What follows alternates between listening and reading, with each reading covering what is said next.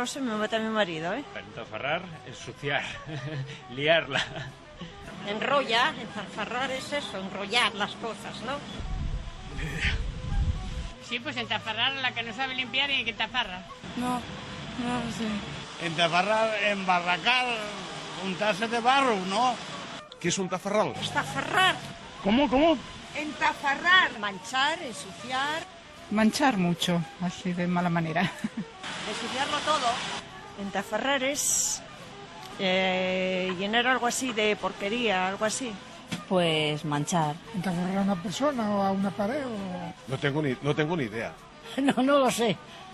Entafarrar será borrar, digo yo. No. Entafarrar es un sinónimo de emporcar, manchar muchísimo. No hay una manchina cualquiera, sino que es algo que entafarra pues todo un cuarto, una persona, lo que sea. Pensamos en entafarrarnos con el barro, con la pintura, con la cocina, con la comida, con muchas cosas, ¿no?